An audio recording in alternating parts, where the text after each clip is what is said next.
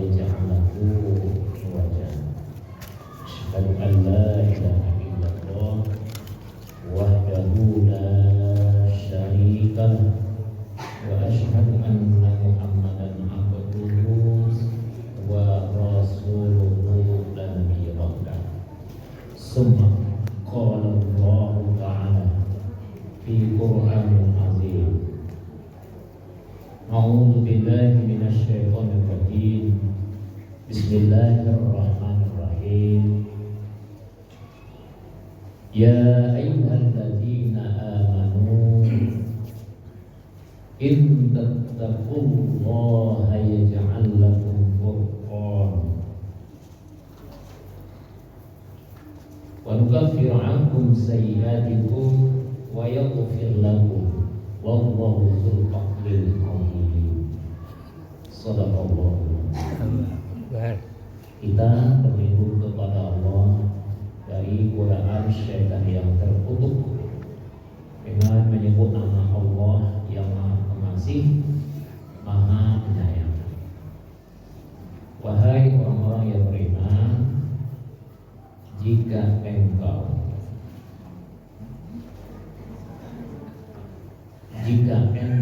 sudah menyatakan dirimu bertakwa kepada Allah, maka Allah akan menjadikan di dalam hatimu furqan, dan Allah akan mengampuni kesalahan-kesalahanmu dan dosa-dosa, dan Allah mempunyai hukumnya yang sangat besar.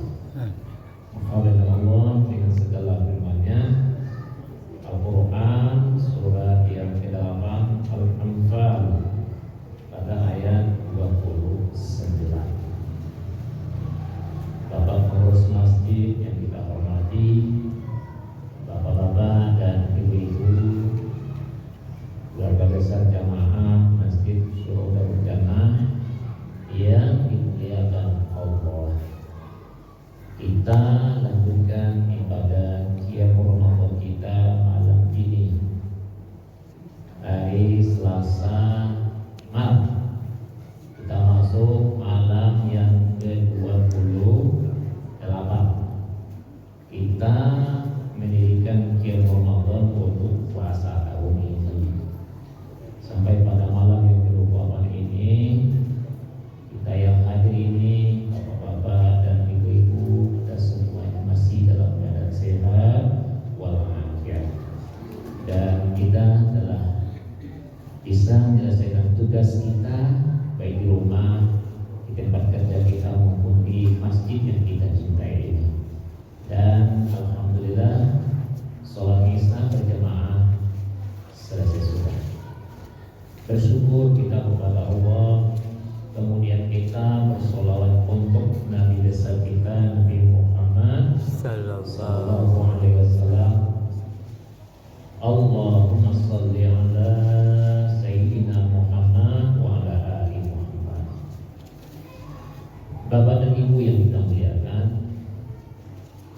mengingat puasa kita lebih kurang tinggal 2 hari lagi, besok dan hari Kamis, dan mungkin hari Jumat.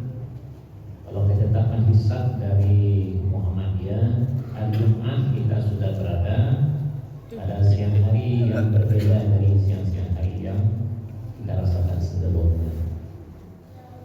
Dan tentu bagi kita, karena malam hari ini adalah malam yang ke-28, maka seyogyanya kita mencoba untuk kita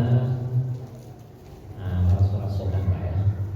Karena bagaimanapun ibadah yang kita kerjakan ini tentu tidak biarkan begitu saja, akan tetapi perlu kita evaluasi, sehingga tujuan ibadah puasa kita yang kita kerjakan ini kan muaranya nanti ya, muara dari tujuan ibadah puasa itu seperti yang disebutkan oleh Allah adalah la'allakum tattaqun, yang mudah-mudahan dengan puasa itu mengantar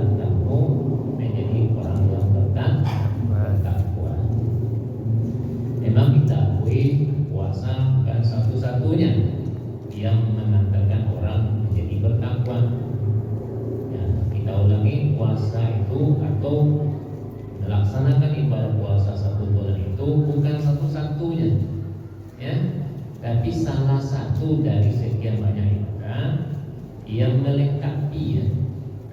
Sebab puasa itu melengkapi yang lain. Ada nggak dalam bulan puasa ini puasanya lagi tapi sembahyang tidak ada? Ada. Puasanya satu, Pak. Sembahyang tidak ada. Ada nggak kita umat Islam seperti itu? Ada, ya. Jadi kalau seperti itu berarti dia tidak melengkapi, ya. Hanya satu perintah Allah yang dia laksanakan. Tentu kalau seperti itu harapan dari ibadah puasa itu tentu jauh menjadi mengantarkannya kepada orang yang bertakwa. Karena ketakwaan itu jadinya prosesnya harus mengikuti seluruh aturan-aturan yang ikut mendukung sampainya kita ke situ.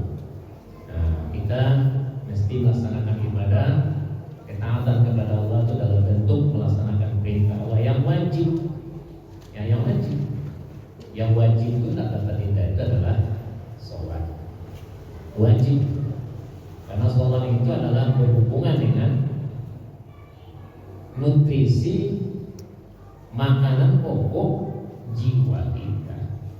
Ya, jadi kalau hanya puasa sewa, sholat dan satu, itu kurang lengkap untuk mengantarkannya menjadi orang yang dimuliakan Allah. Jadi dia harus terkoneksi, harus simultan, ya, harusnya namanya Pak,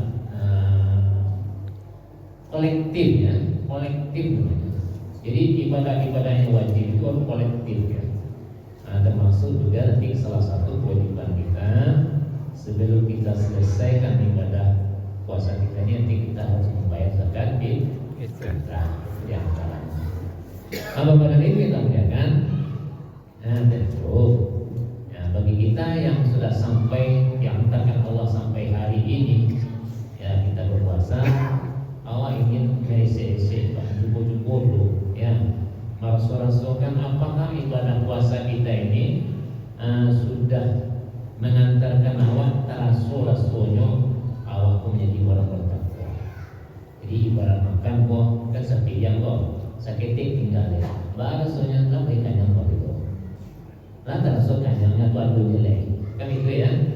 Nah, karena pada itu kita melihatkan semua syariat Allah ini, ya, dan tuntunan Allah ini semuanya itu, ya, terukur dan bisa dipertanggungjawabkan. Jadi terukur semuanya, ya. Jadi karena ajaran Islam adalah ajaran yang logis, ajaran yang masuk akal, dan semuanya harus terukur. Lalu pada ini kita melihatkan, bagaimana cara mengukur rasul? Itu kan yang susah, ya. Karena takwa itu kata Nabi adalah ketika Nabi mengatakan takwa itu, takwa itu ada di sini. Nabi mengistilahkan tangannya di sini. Tidak hanya ini, dan ke sini. Ini takwa itu bukan teori, ya, bukan teori, tapi adalah ke sini. Jadi Rasulullah itu mengisyaratkan ke dadanya, ya, artinya yang ada di dalam dadanya, hatinya. Yang bertakwa itu hati, ya. Hati itu fungsinya apa? Melahirkan rasul, ya, rasul. Rasul itu emosi, ya. Rasul itu emosi, Pak. Jadi rasul yang lain itu emosi yang elo, ya, raja, sanamawa, pikirawa, itu emosi itu. Jatuh om jadi orang kok, piramawa, itu emosi itu. Ya, jadi ketangguhan itu rasul. Allah mengatakan dalam ayat ini, ya, setidak-tidaknya informasinya dari Allah pada kita. Ya ayyuhallazina amanu, wahai orang-orang yang beriman yang sudah mengerjakan berbagai serangkaian kegiatan, sholat namanya, puasa namanya, berinfak, bersedekah, macam-macam ibadah yang sudah kita kerjakan itu. Lalu Allah katakan, in tattaqullaha, jika ada kamu mengatakan dirimu bertakwa. Kan awak kan kadang-kadang kita jawab Allah ada Rasul takwa, entahlah. Tapi Rasulnya Allah, maka itu taat itu harus terukur. Ya, bagaimana terukurnya? Andaikan kita sudah mengatakan ketakwaan itu sudah kita miliki, maka waja'al lahu furqana. Jadi di dalam ayat ini, di dalam surat Al-Anfal ayat 29 ini mengatakan, ya ja'al lakum furqana. Allah akan menjadikan di dalam hatimu itu furqan. Furqan itu salah satu kan apa namanya?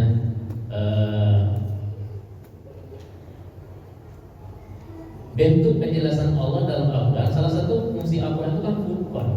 Ya. Jadi syahrul Ramadan allazi unzila fil Qur'an hudan linnasi wa bayyinatin minal huda wal furqan. Furqan itu adalah rasul beda atau rasul yang membedakan dalam hati wa. Membedakan karena Al-Quran itu adalah petunjuk, menunjukkan ikonan elo, ikonan batu, ikonan salah, ikonan putih, ikonan hitam, ikonan hak, ikonan batil. Al-Quran, ya. Jadi Al-Quran kok, ya. Al-Quran kok adalah furqan. Nah, kalau seandainya di dalam hati kita itu sudah ada rasa di situ membedakan, lantas rasa membeda kontras rasa di kita itu, ikonan elo, ikonan buruk. Kemudian ada kecenderungan kita kuat awam untuk mengerjakan yang elo itu. Ringan kita mengerjakan yang elo itu. Itu berarti sudah dosa. Ya. Bapak dari kita kan. Nabi mengatakan begini. Ya, setiap anak yang lahir itu fitrah. Ya, kan gitu ya. Ya, fitrah itu apa? Fitrah itu adalah bahwa setiap manusia yang lahirkan itu fitrah itu suci, cenderung untuk menerima kebaikan. Artinya di dalam diri manusia itu ya akan pasti ada di situ sinyal-sinyal walaupun belum kontras itu yang masih hidup bahwa berbuat baik kepada sesuatu yang baik itu adalah sesuatu yang mungkin dibisikkan oleh jiwa manusia. Orang non muslim, nggak Islam agamanya, mungkin apa sopok yang Islam, tapi dia akan tahu yang bahwa orang lainnya mesti berbuat baik, termasuk ya bahwa santun pada orang tua itu adalah sesuatu yang dimuliakan itu, yang dituntut dan yang diharuskan itu. Tahu itu manusia itu. Nah, jadi di dalam hati manusia itu sebetulnya rasa itu ketika Allah menciptakan manusia sudah diinstalkan oleh Allah, diinstalkan apa bahasa ini, ya. Lalu setelah lahir ke dunia ini, maka supaya sempurnanya instal tadi kok bisa ibarat apa sudah diinstal tapi kok bisa manfaatkan itu menggunakan gitu ya. Ini semacam itu. Barulah Rasul Allah ini menerima wahyu itu akan membimbing akal kita. Akal kita ini dibimbing wahyu dan akal kita ini nanti akan mengendalikan hati. Ya, ini yang mengendalikan hati, Pak. Bukan hati yang mengendalikan akal. Sehingga logika yang dimunculkan oleh akal kok yang menyebabkan rasul itu rasul yang ada di hati itulah mungkin rasul yang bisa terkontrol dengan baik. Jadi emosi. Kalau engkau mengatakan padaku ya sampai kini aku kesimpulan cinta itu logika menurutku. Dan aku coba untuk mengatakan ya melihat dari beberapa sunnah-sunnah Nabi memang betul ya. Cinta itu bukan nafsu, logika, logis saja. Orang mau elok jawab. Kita mungkin manusia merasa bahwa rasanya kalau orang mau elok jawab terpanggil untuk membalas kebaikan keelokan orang tua kawan. Itu fitrah saja. Ya. Kalau orang mau elok jawab pasti terasa awak ingin senang atau awak ingin membalasnya kebaikan-kebaikan. Ya, semakin banyak kebaikan-kebaikan dan keelokan yang diberikan kepada kita, semakin mencintai, semakin senang dengan itu. Maka mencintai Allah itu logika. Ya, tidak sama dengan cinta-cinta monyet anak-anak muda. Ya, dari mana datangnya cinta dari sawah turun ke kali kan itu. Ya, dari mana datang cinta, dari mata turun ke hati. Setelah dipandangnya, nampak elok rancak, ya, ranum rancak dia. Kemudian turun ke hatinya, rasa cinta tipu. Itu kayak nampak. Ya, itu sesama manusia. Sebenarnya Allah Subhanahu Wa Taala menciptakan mata bukan hanya bukan hanya melihat kepada lawan jenis saja, tidak. Seluruh alam ciptaan Allah ini lihatlah. Dan situ akan bisa kita lihat, kita saksikan bahwa disitulah kita merasakan kebaikan-kebaikan Allah Subhanahu wa Ta'ala. Kebaikan-kebaikan yang Allah berikan kepada kita itulah yang akan menimbulkan rasa cinta kepada Allah. Logis-logis saja. Ya, membalas kebaikan yang diberikan kepada kita dengan kebaikan logis-logis saja. Ya. Jadi Bapak-bapak dan Ibu-ibu yang kita muliakan, oleh karena Allah yang akan menanamkan rasa furqan itu dalam hati kita ini, karena Allah yang menciptakan kita, Allah yang bertanggung jawab, dan Allah tahu bahwa cara memasukkan rasa itu ke hati kita. Ya, makanya bisa dibuat itu, ya. Ketakwaan itu bukan dibuat, hanya diterima saja. Karena usaha kita menjalankan ibadah ini, Allah berikan balasan. Itu dia kirim, Bang. Tidak dibuat-buat, Bang. Dibuat amal, ya. Semua orang umpamanya awak dah syukur itu, tu dibuat semua syukur sudah banyak, tak bisa dah. Ya, ini akan lahir mengalir gitu saja, Bang. Jadi furqan itu adalah rasa pembeda dalam hati kita ini, ya, di mana memang kontras iko elok pun elok, iko buruk iko buruk, ya. Lalu ada kecenderungan kuat untuk menuruti yang elok itu, ya. Ada kecenderungan kuat untuk mengikuti dan menjalankan yang elok itu. Nah, itulah salah satu takwa itu. Satu, ya. Yang kedua adalah wa yukaffir ankum sayyi'atikum. Allah akan mengampuni kesalahan-kesalahanmu. Jadi orang-orang yang bertakwa itu adalah orang-orang yang ringan dalam hidupnya, ringan. Nah, yang membebani manusia itu apa? Bukankah yang membebani hati manusia itu, diri manusia itu adalah kesalahan dan dosa-dosanya. Ya, jadi sekali waktu dosa ya ke Allah gitu ya. Lalu rasa berat rasa hati ini, ya, rasa resah, rasa apa kita? Sama jawab, kubik salawat jurang, ya, salah itu ya. Lalu kau sebut jurang itu ada satu rasa tak berat orang semua dia ya, tak berat. Kau hutang dengan seseorang, jatuh tempoh lah sampai, tapi tak dibayar jawab. Kau sebut jurang, balik. Ya, jadi berat itu yang katakan, ya, akibat dari kesalahan kita. Jadi semua bentuk kesalahan yang kita lakukan dalam hidup ini, ya, dalam hidup ini Allah akan rasakan akibatnya. Allah akan rasakan. Kalau dosa kita kepada Allah, Allah akan rasakan kepada kita bebannya. Jadi bapak-bapak dan ibu-ibu yang kita muliakan, lalu kalau seandainya kesalahan awak, ya, karena kesalahan awak ke orang, lalu dimaafkan orang, langsung pikir rasanya bangsa juga lewat ubah. Biasanya lewat di rumah itu hari begitu. Inilah enteng selesai, langsung bersahabat sewa. Ya, nah dengan Allah seperti itu ya. Nah, rasanya banyak mana dosa. Ini perintah ini buat terlalaikan sholat utama ya. Lalu mau minta ampun kepada dia, ampun dosa kita. Ingat hidup kita ini. Jadi ada keringanan di dalam jiwa kita. Itu tentunya ketakwaan itu sudah diberikan Allah Subhanahu wa Ta'ala. Wallahu dzul fadlil azim, dan Allah memiliki kurnia yang sangat banyak. Bapak dan Ibu kan, makanya orang-orang bertakwa itu, nah, sesuai dengan amanah judul itu, salah satu bentuknya adalah melahirkan tawaduk. Ada tawaduk, ya, rendah hati terhadap sesama manusia, rendah diri dengan Allah, ya. Sesama manusia tak boleh rendah diri depan. Itu kan yang tahu, ya, rendah hati lah. Ya, dia meninggi-tinggi, ya, tidak usah kita meninggi-tinggi, membesar-besarkan, tidak usah, rendah hati saja lah. Ya, kalau kita salah, akui saja kesalahan kita, rendah hati, ya, tidak dulu, kan turun derajat awak mungkin salah awak, ya, kadang-kadang kan awak salah jangan, atau awak minta maaf jangan, tidak dulu lah, yo, hanya gitu deh ya.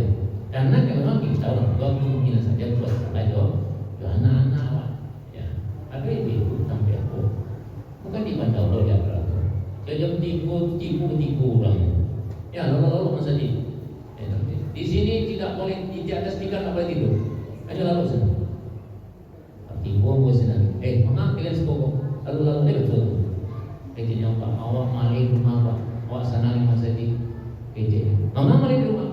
Awak di rumah awak berang tahu je awak jawab. Ya, berang kali dah nak salah awak berang bawa apa? Pulang sekolah dia tu. Ya. Jadi anak-anak Anak-anak kalau di rumahnya, kalau diberang-berangi tapi tanpa alasan itu, tidak ada alasan diberangnya, tidak nyaman di rumah. Dia bayinya. Jadi ibu kalau punya suami berang-berang, ibu kalau suami ibu bayinya mah. Ya, jadi oleh karena itu Pak kan ya emosi rumah ya, itu tidak boleh. Ya, itu yang Nabi benarkan itu. Orang-orang yang bertakwa adalah wal kaziminal ghaiz. Orang-orang yang mampu menahan amarahnya. Lamode itu salah karena itu keluar temu di kesalahan orang yang bilang-bilang ayo isi pakai mampu yang salah mampu yang baru saya dijawabkan dia yang merasa salah bahwa kalian buat minta maaf karena itu yang tawadu itu ya rendah hati adalah tidak memandang pak anak mengalau waktu minta maaf jangan anak minta maaf jawab aku karya gitu ya. Kalau orang yang sudah bertakwa itu rendah hati saja ya suami ditunggu-tunggu di istri kalau minta maaf jawabnya asomila dulu minta maaf itu malu seorang ya rendah hati. Jadi rendah hati itu adalah orang yang tak mau meninggi-ninggikan, menempatkan sesuatu itu pada tempat yang mulia ya. Kalau awak bersalah jurang orang bersalah jawab maafkan lebih dulu kan termasuk rendah hati juga. Apa pada ini kita mengatakan itulah tawaduk yang sesungguhnya. Makanya tawaduk itu salah satu sifat dari orang-orang yang bertakwa. Harapan kita, doa kita, mudah-mudahan karena takwa itu jadinya. Takwa itu kan hasil, Pak. Jadinya. Prosesnya panjang. Kadang-kadang kan ingin jadinya saja, prosesnya tahu. Itu namanya awak mungkin kagum dengan seorang bapak. Mungkin bapak kau berhasil hidupnya. Ya, nampak awak senang itu. Awak ingin jadi bapak kau. Bagus. Bapak kau kan jadinya berhasil begitu. Tapi nyelupo proses bapak kau jadi seperti itu nyelupo. Seharusnya itu yang tanya, jawab bapak kau supaya berhasil. Lama prosesnya ampun dulu sekolah semua pengalaman itu dulu menggali itu semacam itu sampai ke seperti itu. Itu yang harus ketahui anak tadi itu. Ya prosesnya itu Pak. Karena hidup itu proses. Ya hasil itu hasil proses ya. Nah, sama dengan tanpa itu memang proses juga. Jadi bapak-bapak dan ibu-ibu yang sampaikan doa kita dan harapan kita. Mudah-mudahan apa yang Allah inginkan dari kita yang melaksanakan perintahnya ini mengantarkan kita menjadi yang dimuliakan Allah, bukan hanya dimuliakan Allah, dimuliakan oleh sesama kita, itu menjadi orang-orang yang bertakwa. Mudah-mudahan Allah tuntut kita, membimbing kita dan antarkan kita menjadi orang-orang yang dimuliakan itu. Terima kasih banyak. Assalamualaikum warahmatullahi wabarakatuh. Waalaikumsalam.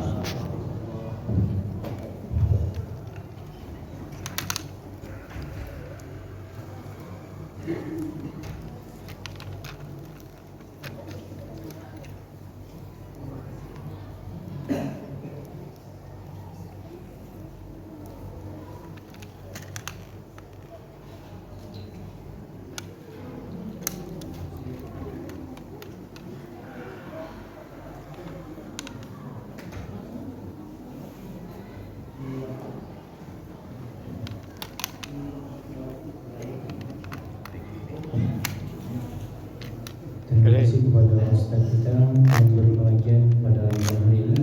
InsyaAllah mudah-mudahan bermanfaat kepada kita semua. Kemudian insyaAllah pada semua nanti kita kembali mengingatkan tentang suku bersama Ustaz Khairul Abrar SAG yang tema hakikat sabar dan tingkatannya.